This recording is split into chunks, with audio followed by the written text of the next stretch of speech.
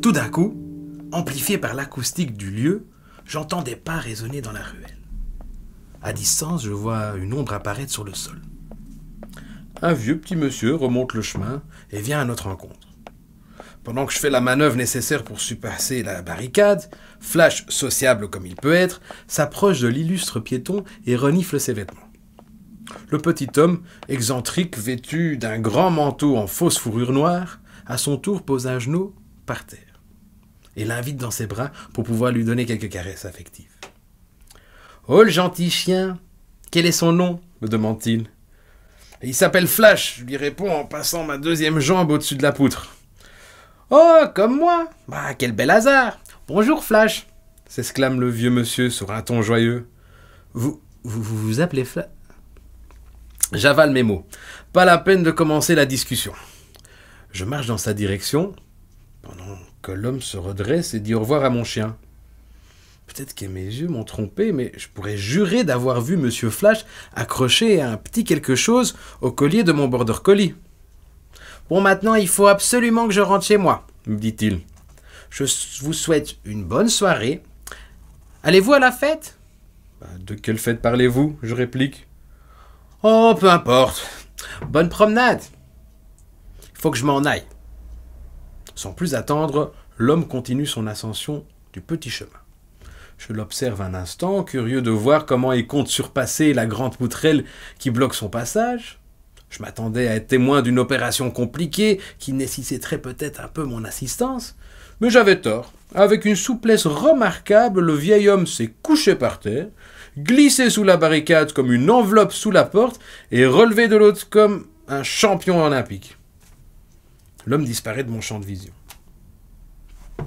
Et mon chien ? Je le vois pas. Où est passé Flash ? Ah oui, pas de souci. Du coup, je me souviens de lui avoir donné la permission de prendre de l'avance et courir jusqu'au quai.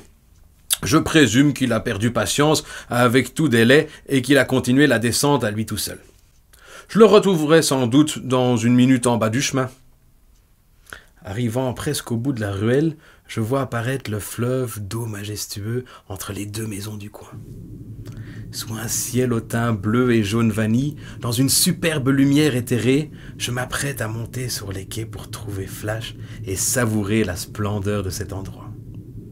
Mais alors je sursaute, quand soudainement une voix polie mais dominante à ma gauche déclame « Bonjour monsieur, veuillez présenter invitation s'il vous plaît, merci !» Je regarde autour de moi, à gauche, à droite, devant moi, derrière moi, en dessous, au-dessus. Je vous le jure, il n'y avait personne. Et néanmoins, à nouveau, j'entends la même voix répéter le message. « Bonjour monsieur, bienvenue à la fête, présentez votre invitation s'il vous plaît, merci !»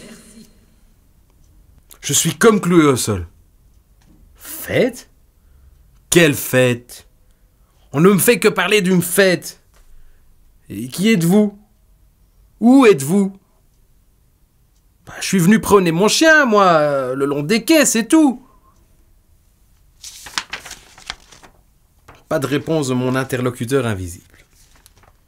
Pendant quelques secondes, je n'entends rien que des chuchotements, comme s'il consulte un collègue pour savoir quoi faire. Avec un air d'hésitation, la voix reprend le dialogue. « Vous n'êtes pas là pour la fête ? Comment êtes-vous arrivé jusqu'ici ? Le chemin est barricadé. » En effet, je suis passé au-dessus de la poutrelle. Et je ne m'excuse pas, hein. Je réplique sous un ton sec. « Impossible, vous mentez, monsieur. Personne n'a jamais réussi à traverser ma barricade. » Il répond offusqué. Alors là, je commence à m'énerver. Hein. Je sens l'indignation remonter. Clairement, il ne connaît pas Oscar le Grand. Vous rigolez, mon cher monsieur ? Je n'ai jamais rien fait de plus simple dans ma vie que de traverser votre barricade. Je vous signale que je viens de voir un homme d'un âge supérieur passer votre barricade avec la plus grande des facilités. Et personne n'est et ne sera jamais impressionné par votre foutue barricade. Les gens aux quatre coins du monde se moquent de votre barricade. Votre barricade, elle est minable. Et maintenant, laissez-moi passer. Je ne veux pas aller à votre fête, je veux juste retrouver mon chien. Sans attendre une réponse de sa part, je poursuis mon chemin avec détermination. Je n'ai pas besoin d'une invitation pour monter sur les quais. Ils sont totalement vides. Dans le ciel se déroule un véritable spectacle céleste d'une rare beauté. Mais avant de l'admirer, je veux d'abord savoir où est Flash. Il est comme moi, il sait se débrouiller. Je ne suis pas inquiet, mais je voudrais tout de même le voir réapparaître le plus vite possible. J'entends du bruit, des gens qui papotent, et de la musique. Une valse à 3 temps. Je marche dans la direction du son. Graduellement, je parviens à mieux distinguer les bruits que j'entends. À certains moments, je commence à me sentir encerclé, une sensation vertigineuse. Je ne comprends plus rien. Pour autant que mes yeux sont fiables, je suis dans un espace totalement vide. Il n'y a personne autour de moi dans un rayon d'au moins 100 mètres.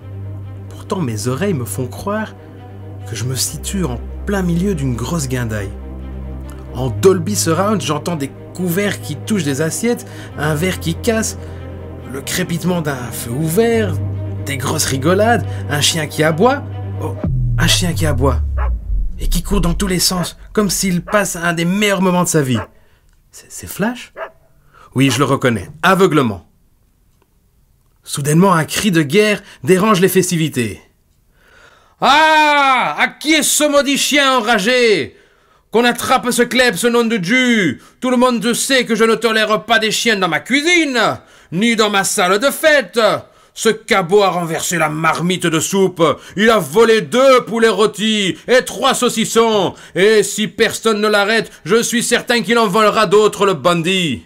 Il a fait des taches sur le nouveau tapis à l'entrée, il a renversé le vin de table, mes chats ont dû grimper dans les rideaux pour le fuir, et tu parles comme on va souffrir à mettre les enfants au lit, maintenant qu'ils sont tout excités d'avoir vu ce caniche semer la pagaille dans toute la baraque.